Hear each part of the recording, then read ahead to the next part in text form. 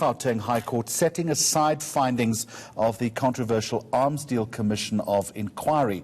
The organisation's Corruption Watch and Right to Know bringing that application. Judge Dustin Mlambo criticising the way that the Commission's evidence leaders approached key witnesses. Let's pick that story up with ENCA's Moloko Moloto. Moloko, good afternoon to you. So the judge saying the findings reveal a set of errors of law and a clear failure to test evidence of key witnesses. That is a very serious indictment. A very serious indictment, mainly on the part of Judge Willie Siriti, who is a judge in the Supreme Court of Appeal. But at that time, he was chairing the Siriti Commission of Inquiry into the arms deal. Now, some of the things that the judges today here, because it was a full bench of 3 judges, they said that evidence that was presented to the commission was essentially ignored. Evidence leaders essentially not asking probing questions to people such as Chippy Sheikh, who was the chief of acquisitions in the Defense Department, the court saying he was very central to the procurement. People such as Fanato Ngwane, who was paid multi-millions of rent in terms for his consultancy work. So they were never really questioned, detailed questions. But importantly, Jeremy, let me refer to paragraph 65 of the judgment, which talks about the role which former President Thabo Mbeki supposedly played.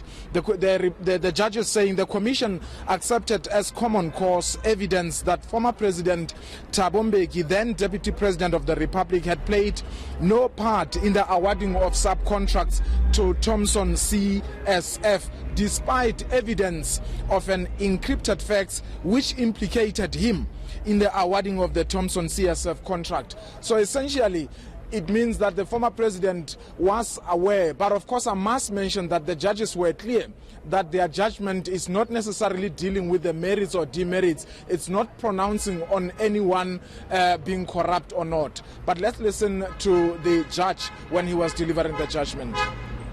A refusal to take account of documentary evidence which contained the most serious allegations which were relevant to its inquiry. The principle of legality dictates only one conclusion: that the findings of such a commission must be set aside. Costs. Mr. Butlander submitted that as this application had been opposed by the 4th, 5th, 6th and 7th respondents, albeit that they withdrew their opposition when the time came for them to file answering affidavits, justified an order of costs in favor of the applicants. He contended that the initial opposition from the respondents was sufficient to justify such an award. In our view, an award of costs can be justified in this dispute until such time as the respondents withdrew their opposition to the relief sought.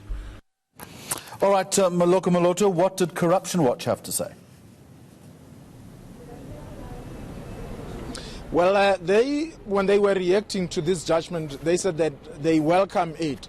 But they are saying that they are not necessarily calling for the reopening of the Commission of Inquiry. You would remember that it actually cost taxpayers about 137 million rand only to come up with a finding that says there was no evidence of corruption, despite the fact that people like Shabir Sheikh were already convicted.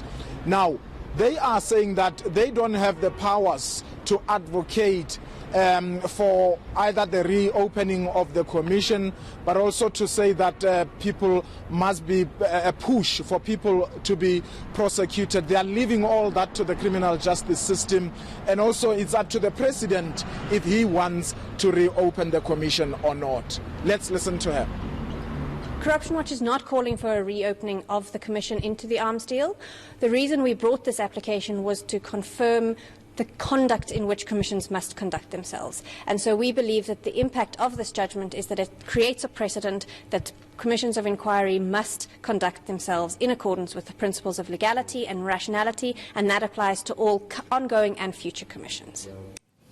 Caroline James from Corruption Watch ending that report from Moloko Moloto in Pretoria.